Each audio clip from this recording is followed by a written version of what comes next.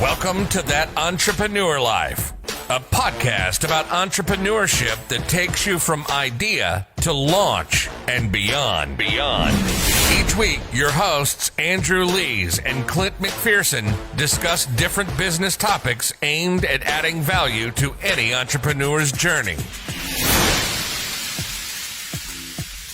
Welcome back, everyone, to another episode of That Entrepreneur Life. I'm Andrew Lees, and I'm joined today by my co-host, Clint McPherson. I'm excited to be here with you for another episode of That Entrepreneur Life. With that said, I'm going to kick it back over to introduce our special guest, Shā Sparks. Thanks, brother. Being an overcomer of abuse. This is Shā Sparks I'm talking about. Addiction, depression, anger, low self-worth, being a bully and being bullied.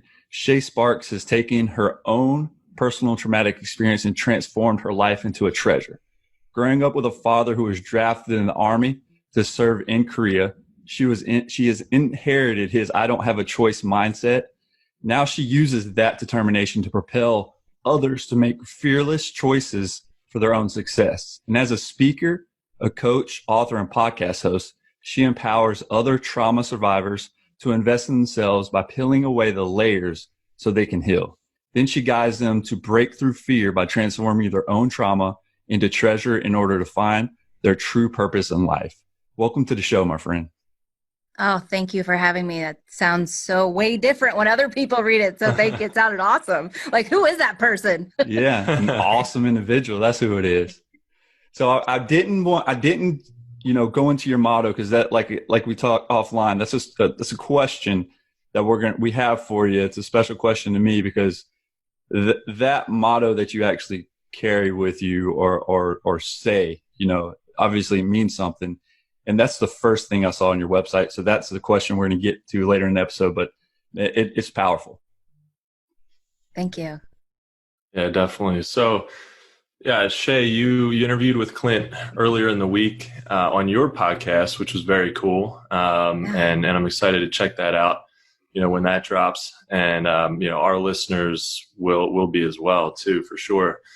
He was talking about how you were talking about what it means to invest in people. And as I'm reading through your bio and as, Clint introduced you, I'm very interested in things that you've had to overcome as a person and as an entrepreneur.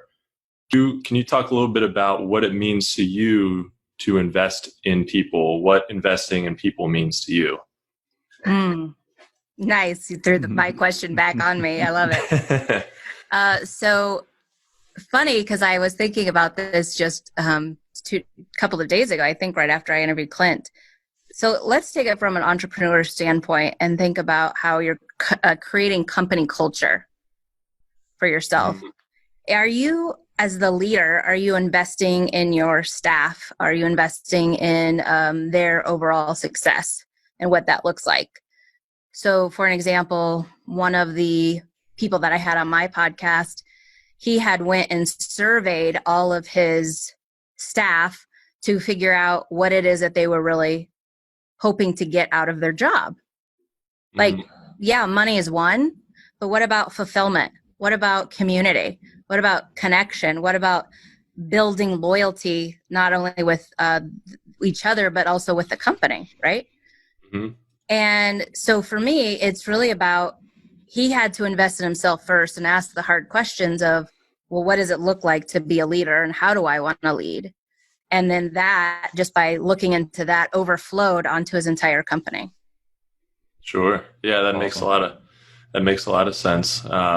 Yeah, I mean, understanding what the people that you're working with and who work for you, what they want and need, I think really, and being able to ask those questions makes you a much better leader and really allows you to figure out, you definitely have to invest in your resources, who are your people, and that'll pay back to everybody. Right. Yeah. So I really like that. Yeah, without a doubt. Shā, I got one for you. So as a speaker, right, a coach, an author, I haven't actually checked out your books, but I was on your website and I'm definitely going to have to do that for sure. What is your favorite thing about being an entrepreneur? Oh, that is a good question. honestly, my favorite thing about being an entrepreneur is having one person come up to me, whether it's after a speaking engagement or even a Facebook Live that I've done or a podcast that they've heard. And they said, wow, what you said really like hit me. It really resonated with me. It just hit me in such a way that I am now going to go out and take charge and shift and change and have a different conversation. Whatever that looks like, whatever I said really sparked something in them to be able to now empower them to go out and shift their own life. Oh, that's chills right there. Just hearing you say that. It's good stuff. Good stuff. Yeah. Yeah. That's must be such a fulfilling thing, getting that kind of feedback. That's really cool. So go ahead. Oh, I was just going to say, yeah, talk about you getting chills. So I get tears, like, wow, I touched one person and now they're going to go and affect, or maybe it's infect, who knows? We're in a contagious time right now, right? So empowerment is also contagious. So they literally can go out and be contagious in their empowerment, right? And empower others. Right. So it can grow geometrically. And when you're putting good things out there, you want those, anything, good things and bad things can obviously grow quickly. So you want to put as much good out there and you feel really good when you are able to change one person's life and know that it's that, the principles that they've gained from you, they're going to be able to help other people as well. That's really cool. Definitely powerful. Yeah. And with you saying that, and like you said, just helping one person. I was actually on an interview the other day with somebody, Tuesday, not really an interview, but more of like I guess you can call it a coaching session on his end. And he's actually going to be on the show next week, with us interviewing him, Sebastian Hernandez. So I was talking to him and the funny thing is like, he was like, man, how did you hear about me and all this stuff? And I was like telling him, like, when I was going through a challenging time of my life, right? Switching from the military to the civilian life and figuring out what I was going to do. Like I was stuck in the mud for a little while. And I was telling him, like, just this Facebook video that I came across real late at night one night, something caught me or called me to it. And I was watching him talk to another guy, right? Another guy interviewing him. And then I was like, man, this guy seems like very genuine, right? Seems like he really wants to help people, which I can see that basically that's you, right? And so just getting that and talking to him about that, he was like, man, he was just sitting there. He was like, I really appreciate these words that you're saying. He's like, it means so much to me, just even when it's one person that says that to you, right? Like he was almost tearing up hearing what I was saying about how it impacted me and how it really kind of at the time changed the course and direction I was on. Beautiful. Yeah. Beautiful. Love it.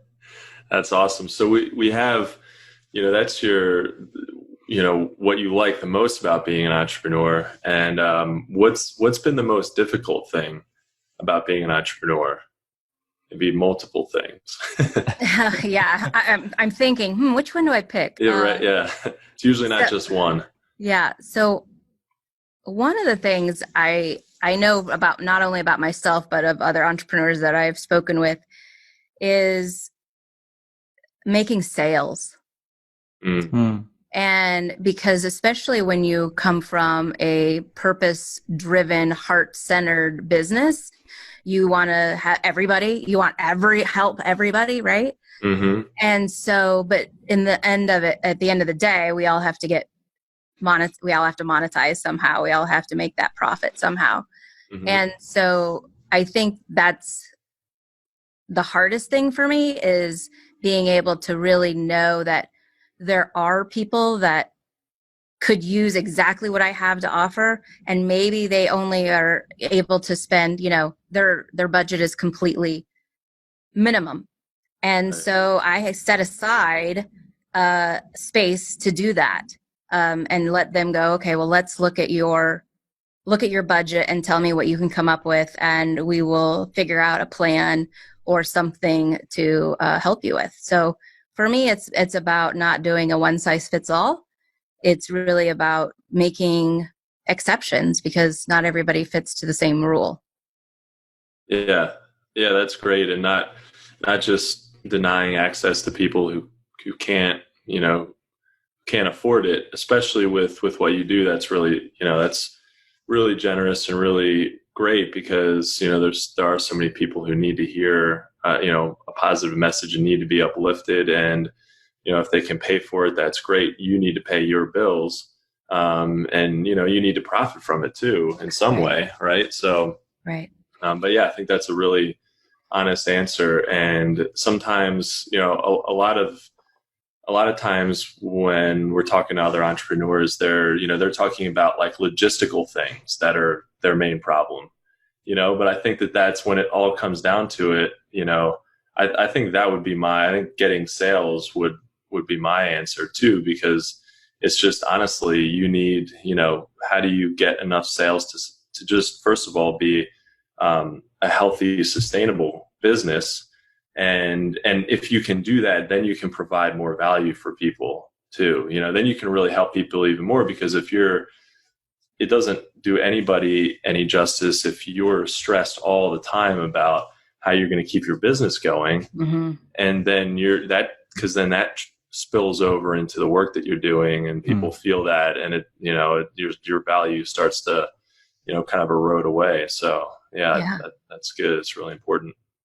Yeah, I mean, I think I agree. That's truth, right? Because when you look at it, even though we value what we do, right? It's not always, and even if you put a price tag on it, it's not always the same value that somebody else sees from it, right?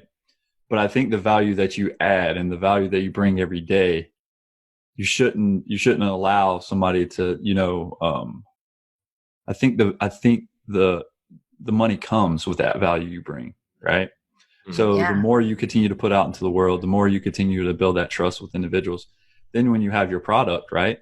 I mean, it's no brainer. I'm going to invest in Shā, right? Because she's built that trust through whatever free means, whether it's a podcast that you have out in the world, whether it's, written content in a blog, whether it's this or that. But, when you come out with your book, it's like, you're damn right, I'm going to buy it, because she added a ton of value and she basically changed my perception in life. I think that right there is a big, like I said, and like Andrew said, I mean, sales is a huge thing for all of us, I think. Well, and I think that's where we're lucky in that regards as entrepreneurs, that we don't have that $1 million business header behind us, right? We don't have that where we can literally invest in the person, right? So if there's that one person that's kind of like, well, I really want to, but I just can't afford it, you can invest in them. Exactly what you said, Clint, by giving them value, right? And then when the next thing comes out, they might not even still be able in a position to quote unquote buy it. However, they're probably going to share it because they have been so connected with you. You've built that trust, you built that relationship, you've built that connection. And then they're going to be like a super fan, right? Pat Flynn talks about super fans, right? Yeah. They're just going to promote you like crazy because they know how much their life shifted because of being in a part of your world, a part of your culture. So yeah, love it. Thank you. That's very true. Yeah. There's been, I sell some products online and physical products, and there's times when I've actually lost money, on sales because something gets screwed up and there's a delay in shipping, or there's, the customer has, some customers are very patient and others aren't, and so we try and, deal with every single customer, as they come and help them out as much as we can. And so in some cases, there's been instances where we could kind of go back and kind of be a jerk and just be like, no, this is what it is. We can't be flexible at all to make $10. And instead but instead we lose money. We just, we go back and we try and be as nice as possible. We try and be as reasonable as possible and accommodating. And knowing that, well, first of all, the most important thing is taking care of that customer. And obviously, you know, that kind of thing can't happen all the time, right? But in certain circumstances, it makes sense to just, hey, you might have to break even, lose a little bit of money, knowing that they're going to be happy, and then maybe they're going to share that experience with somebody else. You know, they might say, hey, I had a difficult time with my order, but they went above and beyond and just made it an amazing experience. Mm-hmm. And I would definitely buy another product for them, and you should really check them out. Next thing you know, we might have 4 new customers where we're making money, and we're definitely then making up that whatever we lost. So yeah, I think that's really important. Right. I mean, that's how Zappos and Amazon really built theirs, right? They just were transparent, like, this is what's going on. We can't get the product ourselves in order to pass it on to you. So here's what we can do, and we can make it up in, you know, other ways. So exactly. That's awesome that you're doing that. Again, you're investing in that person, right? Just by being transparent.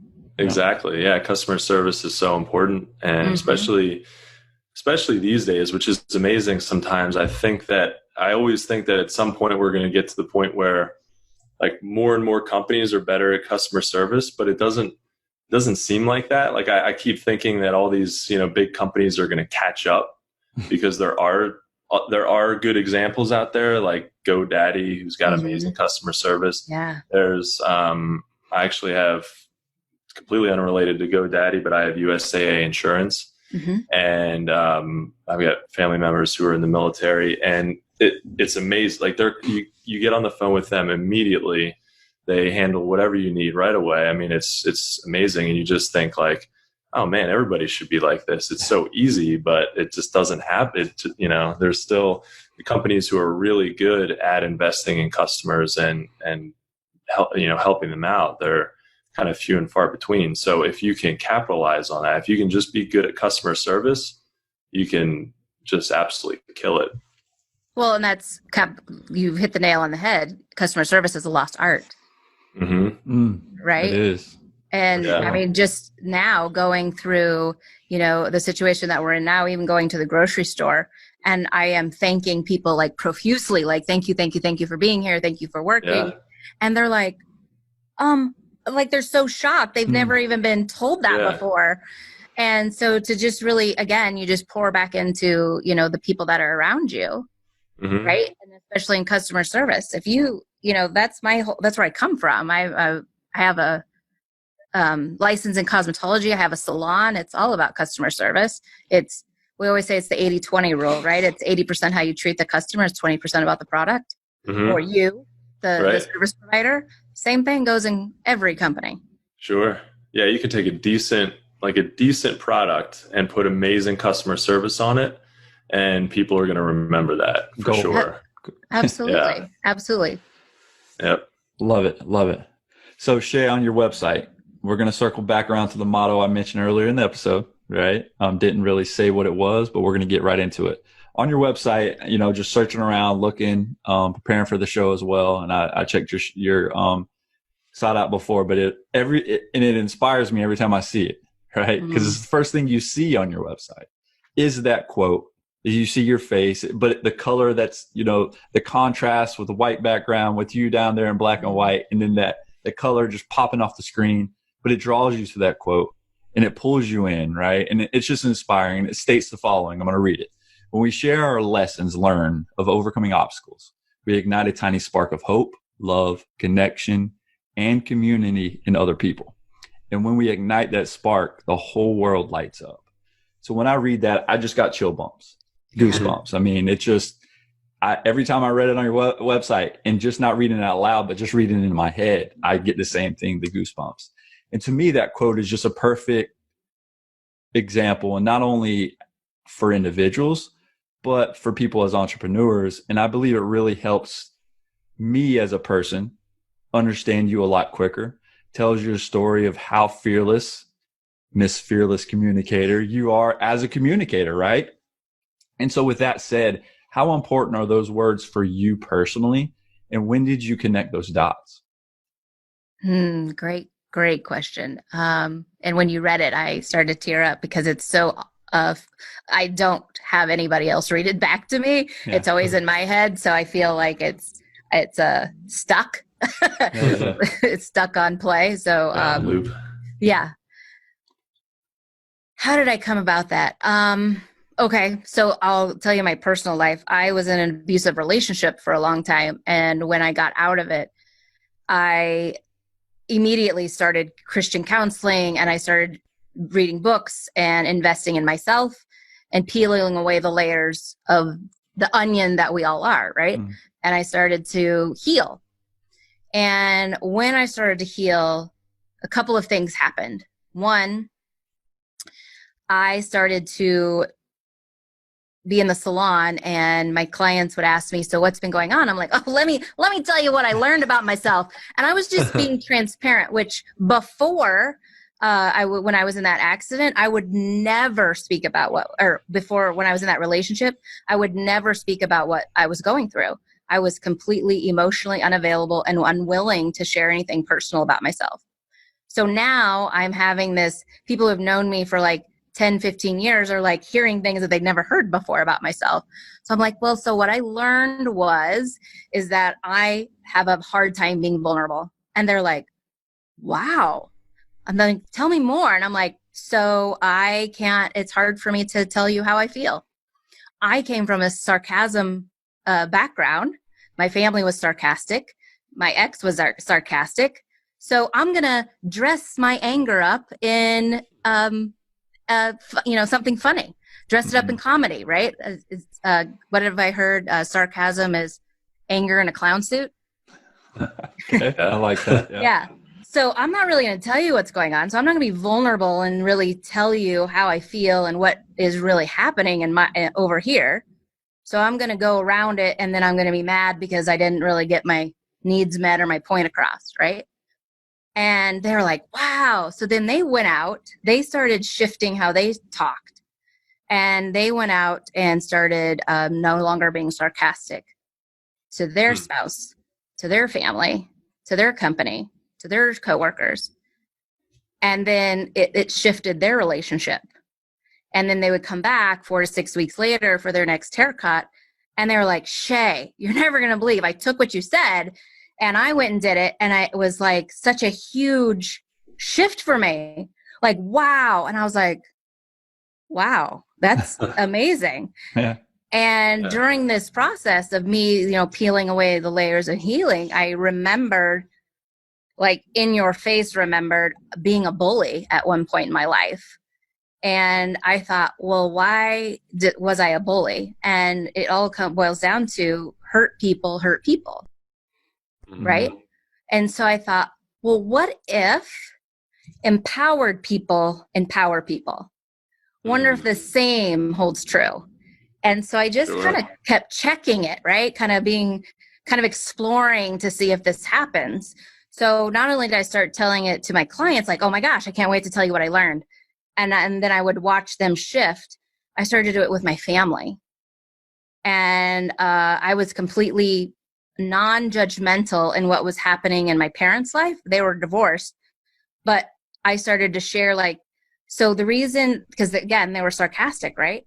And I'd say, so what I just heard was you were manipulating me trying to get this answer. Is that what's going on? And at the time, my dad was like, I don't even understand what manipulation is. Like, he couldn't even pronounce manipulation, which is funny because I couldn't pronounce being vulnerable. So I completely understood. But once I started saying, well, what you're really doing, Dad, is I'm hearing anger, but you're not really addressing the problem or who you're angry at.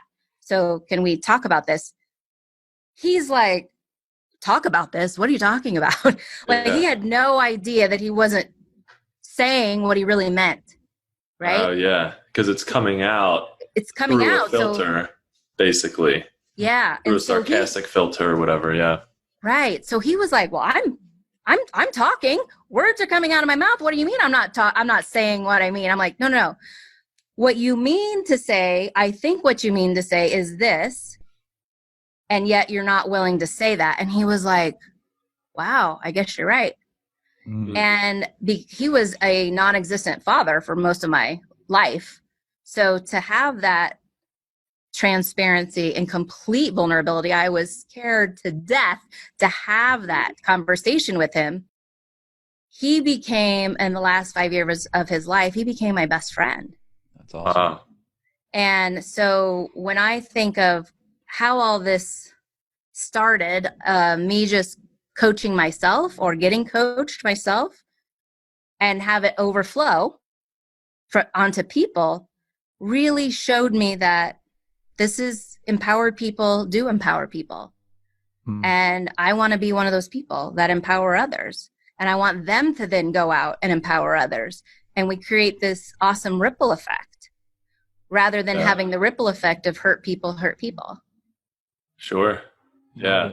Yeah. Putting that positivity out and letting it carry as far as it can go. I mean, I think that's great. And once people feel, comfortable enough to be vulnerable, which is very difficult. I think we all kind of in some way, with some things don't necessarily want to address, a feeling or, the way that we think about something or, what's really going on. But once we do, and once we just sort of strip it down and get to what's really going on, then you're really like, oh, okay, now I can address that honestly. And then then inevitably that affects your relationships in a positive way too. Because when you can, figure out yourself, then you're going to be comfortable, and then you're just going to be comfortable and as happy as you can be around other people. Not to say that everyone's happy all the time, but I think that's really great. Well, think about as a leader. What if you as a leader were being sarcastic, right? Right. Your team is like going to go, I have no clue what they really need, what they really want me to do. Right. Yeah. And, the sitcoms, those are mostly all sarcastic. So we have perfect examples of what it looks like. Mm-hmm. And so we forget that in the real life, we necessarily have to clarify. Right.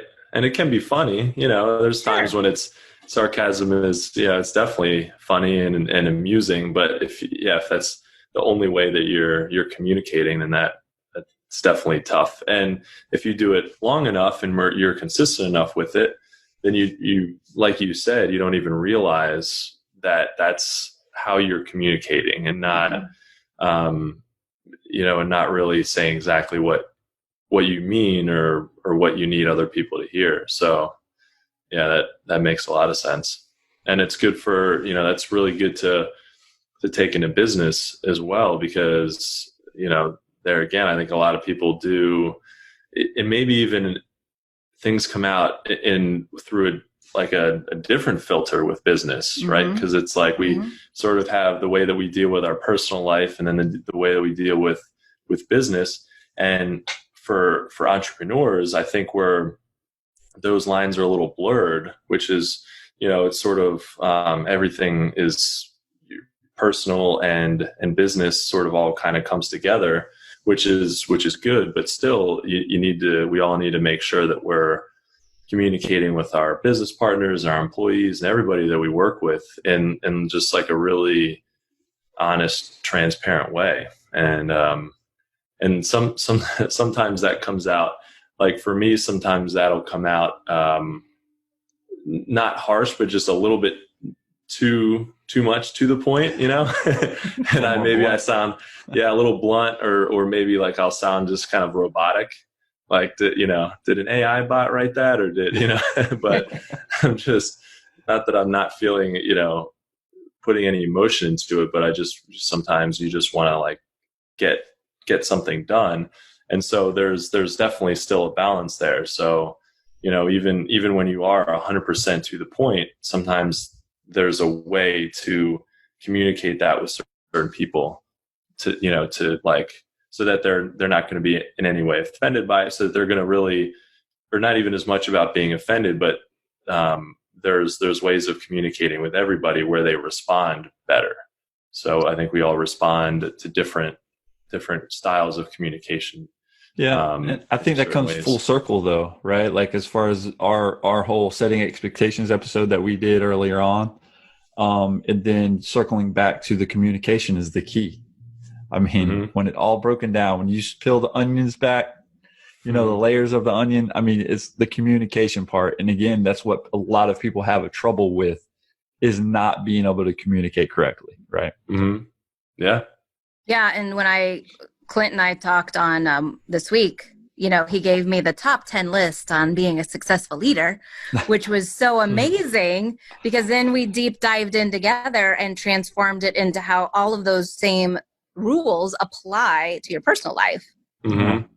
And so one of the main things is, Andrew, as you're talking and you're saying that one thing bluntly, the key is to then ask questions that they understood it.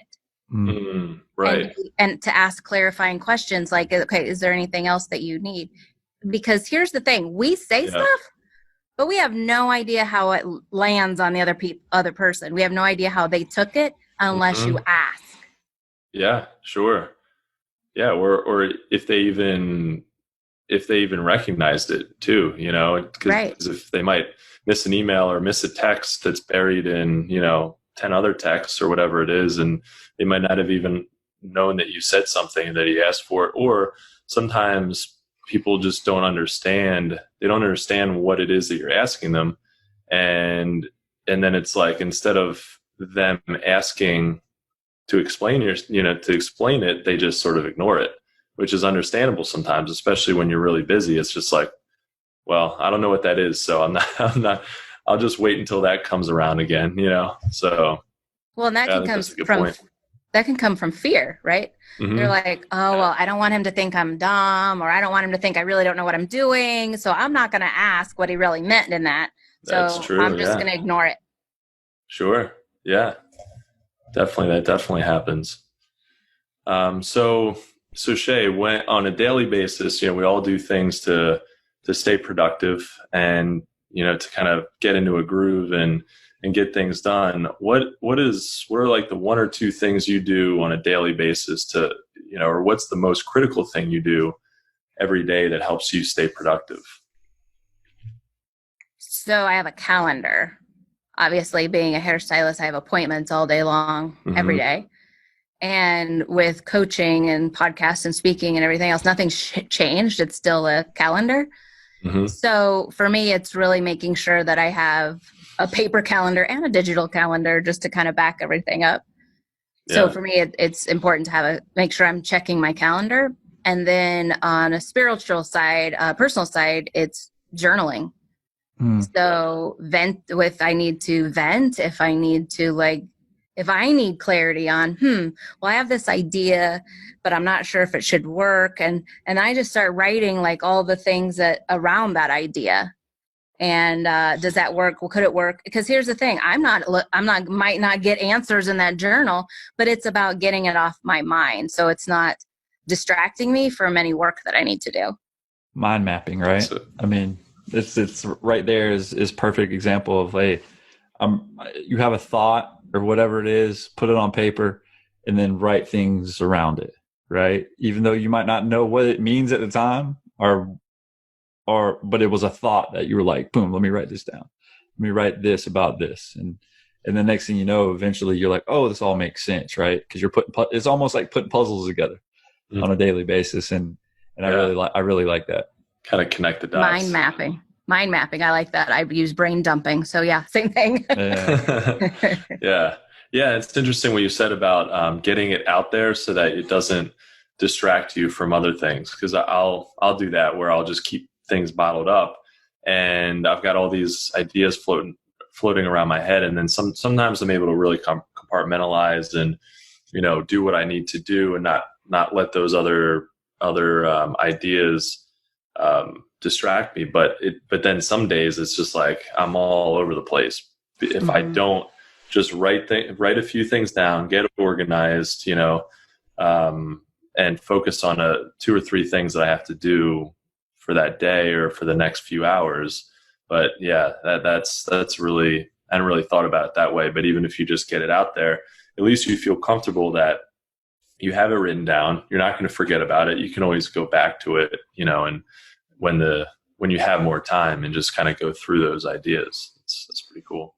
Yeah, there's something that I've actually talked with psychologists about. There's something that happens in the brain that when and it goes literally down your arm and out your hand and physically write it with a pen and paper, old school, that happens that allows your brain to almost like calm itself. Okay. So it can then focus on the task at hand rather than, having this big tornado swirl in your head of all these different ideas and all these different things that you need to quote unquote to do. Sure. Yeah, it feels like a tornado sometimes, for sure. Perfect example of what it is on a daily basis, right? Yeah. So yeah, definitely. I feel hey, bust out pen and paper and just start writing, right? Like, yeah, gotta let it go from your brain all the way down to the fingertips. So Shā, as we kind of bring this show to a conclusion, what is the one piece of advice or tip that you would give our listeners to add value to them on their entrepreneurial journey or just in life in general?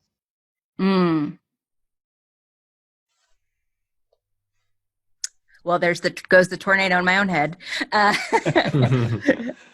So the one thing that's keep popping up to me, which is literally what I was just journaling before I hopped on this call, is to really look at those obstacles that you've overcome in your past and use that as a tool to really help you in your business. Because I guarantee you there's someone in your business, whether it's someone that's directly, in your company or it's a customer, but someone has overcome, is going through those same obstacles right now. So think about what you did to overcome that obstacle and tap into the lesson that you learned, which literally goes back to my motto, is because we're all people, we're all in the people business, right? Whether you are in the military or media manufacturing, we all have the people or the buyers. Right. So of services or products, right? So I would just really tap into that obstacle that you've overcome and really share those lessons. Love it. And it helps kind of keep you humble and realize that, when you remember the things that you've had to go through, you understand, you have more compassion for other people going through things instead of just thinking, oh man, they just have to get through it. Like why are they going through this? Or I don't know how to help them, but really taking a step back and remembering that, we all have some adversity that we go through, some challenges, some bigger than others, definitely, but just having gone through any adversity or any challenge, it gears you up to be compassionate for other people and then also to help them, to empower them just by maybe giving a piece of advice here and there or just saying, hey, I get it. I understand, what you're going through. So. Well, I believe at the core of every entrepreneur is the drive to help people. And that is why they became an entrepreneur in the first place. Yeah. And so it's not about ego. I mean, the ego may or may not come later. So if the ego's there and it's stopping you from things, well, maybe it's time to look back and go, okay, what have I overcome? Who do I need to tap into? Because maybe it's a completely different target market that you hadn't even thought of. Yeah, that's true.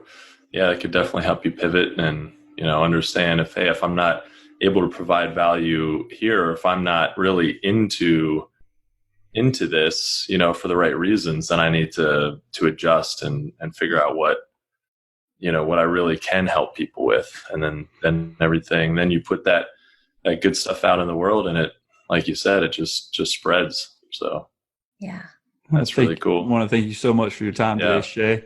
And before we jump off and actually wrap the episode up with our little the thing we use every episode, where can our listeners find more of Shā Sparks? Well, thank you so much for having me. It's been an honor, pleasure. And they can find me on my website at shasparks.com. They can find me on my podcast on all platforms at The Power of Investing in People podcast. And they can find me on all my social medias, Instagram, LinkedIn, YouTube, Facebook at Shā Sparks. That's SHASPARKS. She said all the socials, guys. All the socials, awesome. yes. So much easier to say that. Yeah. Well, yeah, Shā, thank you so much for being on the show. And guys, thank everybody who's listening. Thank you to our That Entrepreneurial Life crowd out there. If you like what you heard today, make sure to subscribe to our podcast on iTunes, Spotify, Stitcher, or any other major podcast directory. We've got to get something in there like all the socials, but for all the all the podcasts. Yeah. There you go. But yeah, you can also find us on Heroes Media Group and on our website, thatentrepreneurlife.com. Hey guys, know that Shā Sparks, I don't know if she's there yet, but she will be on Heroes Media Group for sure. But we also want to give a special shout out to our family and friends, include all of our listeners, our followers, and subscribers. Thanks for continuing to support what we do as entrepreneurs, guys. And don't forget to join us next week for another episode of That Entrepreneur Life. Thanks for listening to That Entrepreneur Life podcast. Be sure to visit thatentrepreneurlife.com to join the conversation, access our show notes, and discover our fantastic bonus content. Don't forget to join us next week for another episode as we continue to add value. Until next time.